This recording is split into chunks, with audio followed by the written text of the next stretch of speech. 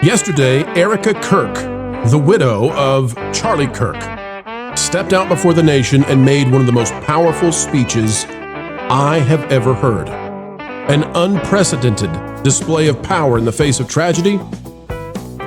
Today, we're talking about accountability culture and the change that is in the air, the difference that will happen, a turning point for the USA.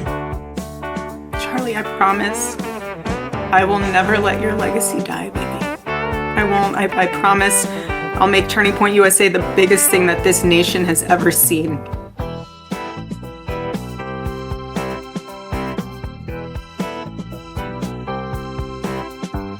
Hello, ladies and gentlemen. Welcome back to the Pro Channel, where we continue to stay on the sunny side of life. Despite the dark times, despite whatever might happen, we believe in truth and beauty and goodness and love and hopefulness, but that hopefulness comes through diligence, where we decide that we will take control of the future and we will shape it for a civilized path forward.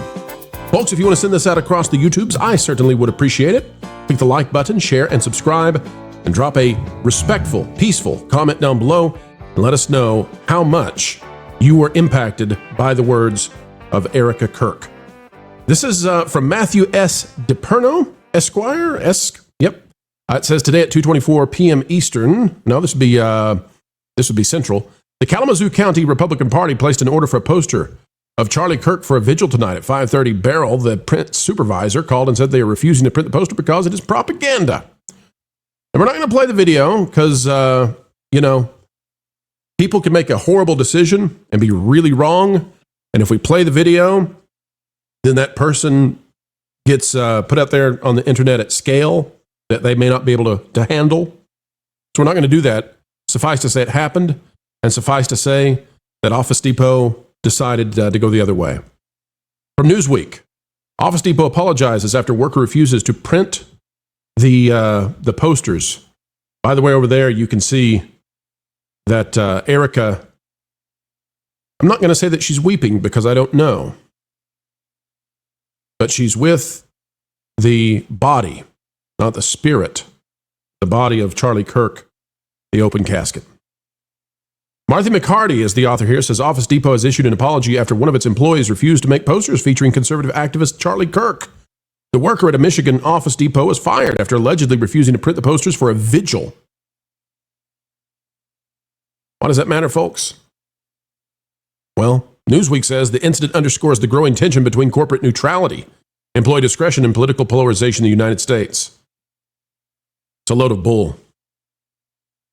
What it underscores is that Americans have had enough of a tiny but growing fringe minority, maybe somewhere between 10 to 15 to 20% of the population, that celebrated a gruesome, terrible tragedy of malevolence wrought against a good man you may have disagreed with. Everybody probably disagreed with him on something or another. Everybody disagrees with me on something or another. Everybody disagrees with you to some degree. Like maybe the world agrees with 99% of what you believe. Whatever the percentage is, it doesn't mean that you end in the way that was brought to Charlie Kirk in front of his small child.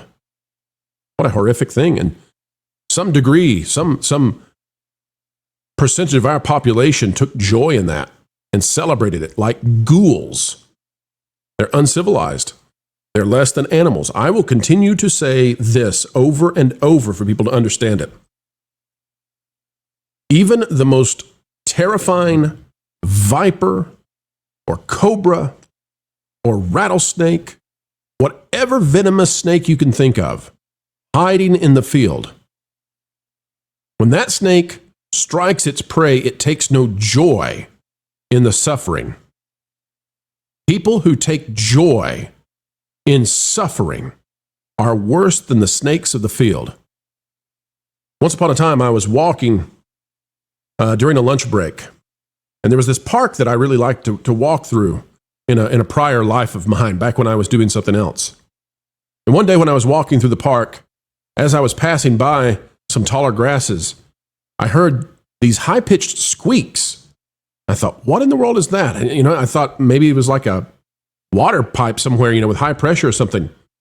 And as I looked, I saw that there were mice fleeing this grassy area, and they were squeaking at the highest pitch that they could make. And as I watched that, I thought, what in the world? And then I saw it. There was a snake in those tall grasses. And all the mice were squeaking at the top of their lungs in terror at the sight and the smell of the snake.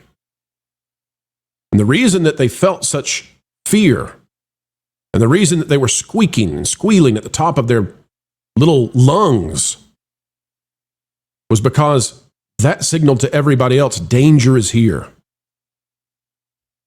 The uncivilized among us, those who take joy in the suffering of innocence.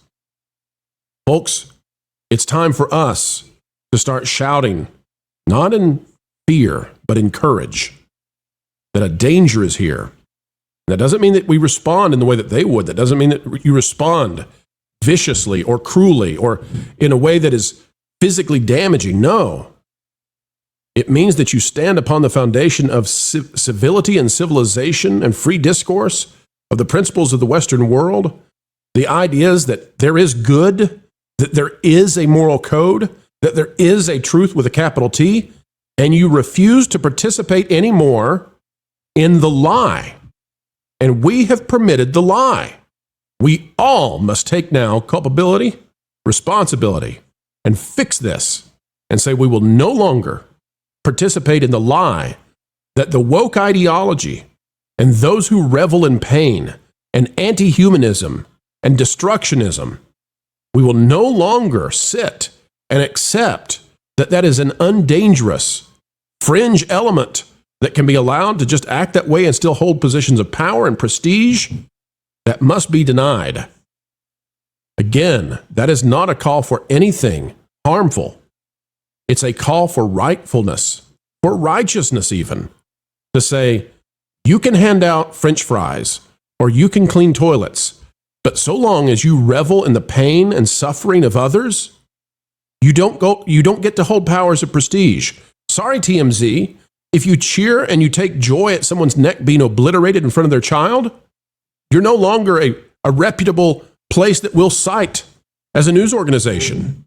You're below that. You're beneath that. You're some kind of sludge that should disgust all of us when we even bring you up. That's also not to say, folks, that we'll fall for the trappings of wokeism and postmodernism and neo-Marxism, which have no redemption model whatsoever.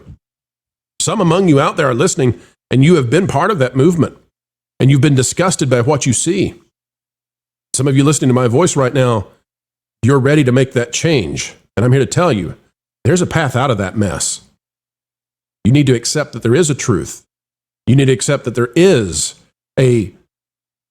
an objective moral landscape out there. And you need to accept that your decisions and your actions actually matter. And the more you treat them like they matter, the more your life will improve and those around you will see improvement. And their lives will be improved. It's almost as if there's a cosmic reaction to you not being fully deterministic and not being fully part of nature, but rather saying, I will put aside the parts of my nature which take joy in the losses and the pain and the desecration of those that I might disagree with to some percentage. Because guess what? You disagree with everybody to some percentage, and so do they to you. Mark Kern Grums says, folks, it's become pretty obvious that AAA is obviously overrun and infested with violent leftist activists. Just shut it down. Shut it all down. Let's go play Asian games and support indie games made by people focused on gameplay over politics. He's exactly right. Vast industries have been taken over by this minority of individuals who are ghoulish. And if we have to say we will not participate in the industries that promulgate this, so be it.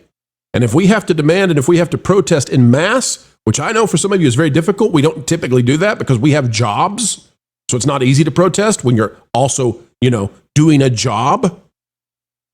But we're going to have to do those sorts of things to demand that the government unravel and untangle the economic systems that have promoted Everything that has damaged our youth and continues to drive them to do things that they should never, ever even imagine to do.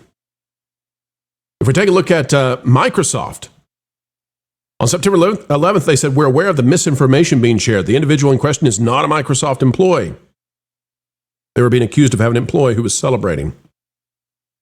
That was followed up by, I think, the real truth as it was uncovered. And as these companies are now having to wrangle with the idea that they have hired vast numbers of terrible people who have a pathological ideology insufferable inside of them, which makes them uncivilized and undignified. Microsoft says, we're aware of the views expressed by a small subset of our employees regarding recent events. We take matters like this very seriously, and we are currently reviewing each individual situation. Comments celebrating violence against anyone are unacceptable and do not align with our values. It's not going to be enough. Every company, from the top to the bottom, from CEO to custodian, is going to have to audit their individuals and find out, root out, who are these people who are anti-human, who are anti-life, who participate in death cult practices. And they must not work in any role of prestige or power or superiority or oversight, period. Because they will do damage and they will bring forth hell into our world. You can go find hell, by the way, in our world. I'd like to contain it and then shrink it, not promote it. And these people seem to like it a lot. They're akin to the Joker from the Dark Knight. Instead of reviling that character, they've embraced him. And the scope and scale of those who have done so, that's what we must now confront. We must confront it. We'll now share this from Charlie Kirk's account. It says, Mrs. Erika Kirk addresses the nation after her husband's assassination. Erika Kirk has changed the trajectory of the country. I'm going to play portions of this. I won't play it all. It's going to be difficult for me to watch it. It's going to be difficult for you to watch and to listen to it. I acknowledge that. Some of you already have. But we have time to spend to listen again.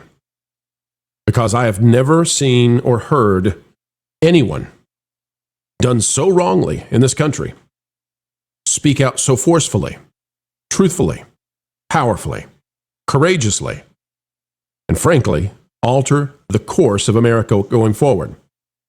Erika Kirk could have been overcome with her sorrow. She has every right to be. She could have sunk away into despair, into darkness. She could have simply taken care of her own family, and she'll still do that too. But what she has done instead is to inspire a nation to honor her husband's memory and his ongoing goodness.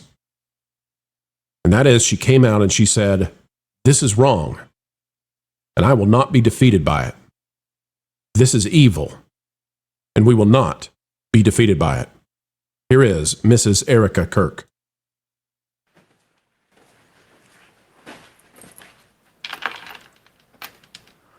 Jesus.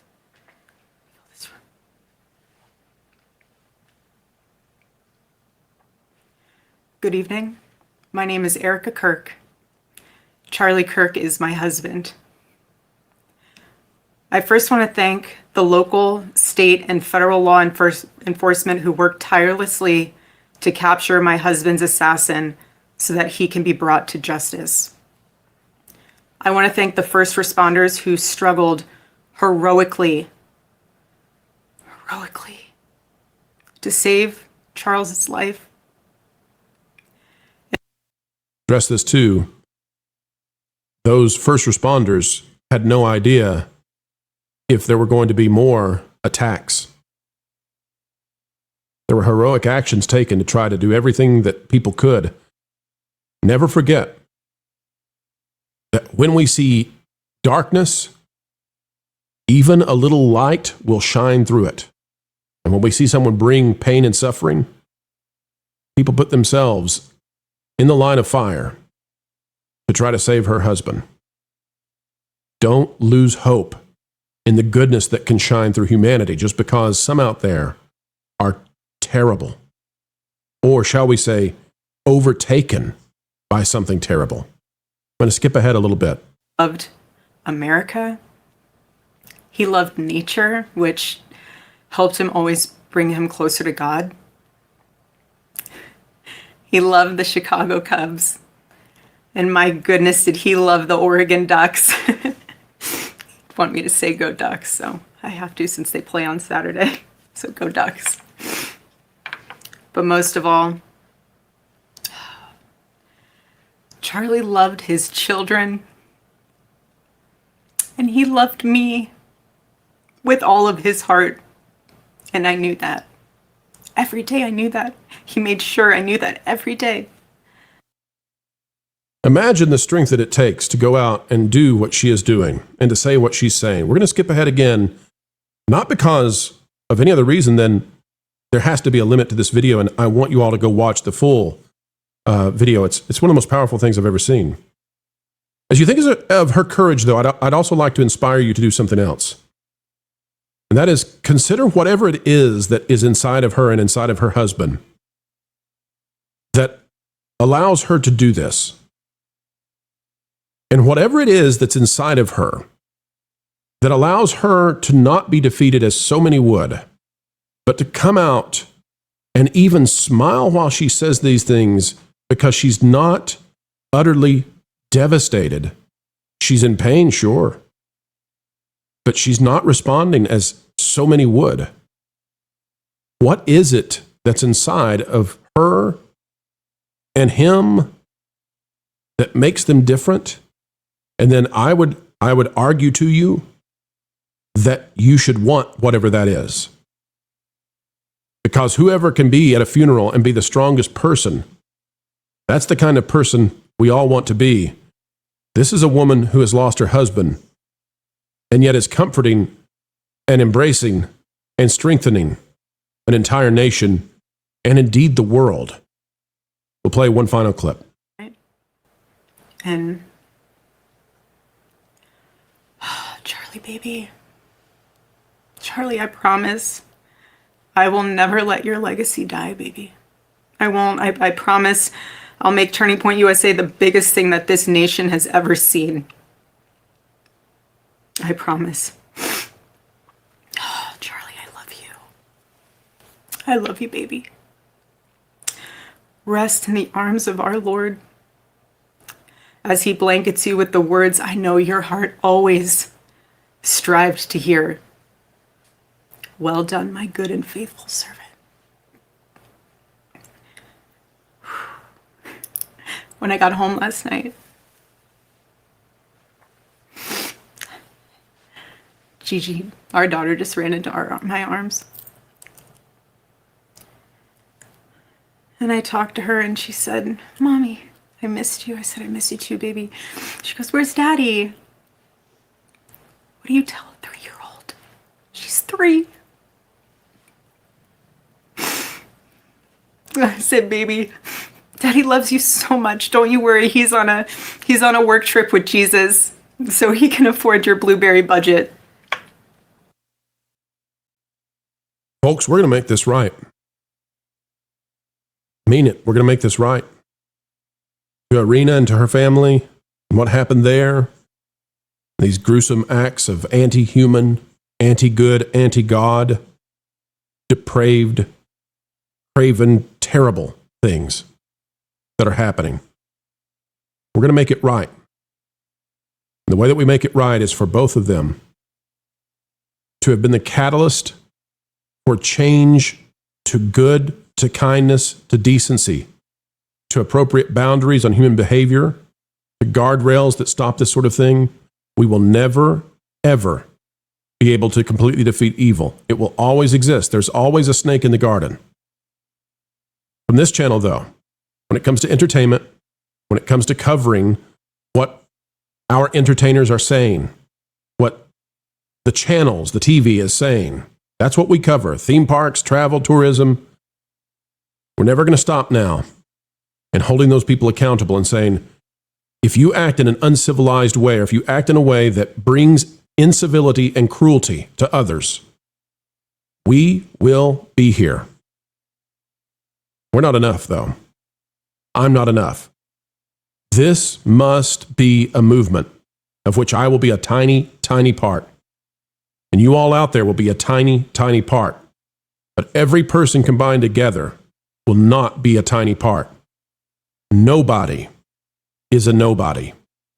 We will come together and we will demand that humanity be better to one another and that we go to better places so that little children never suffer this sort of thing again, and so that free discourse and the realization that there is truth with a capital T rings from sea to shining sea. God bless Charlie Kirk, and I know that God is blessing him.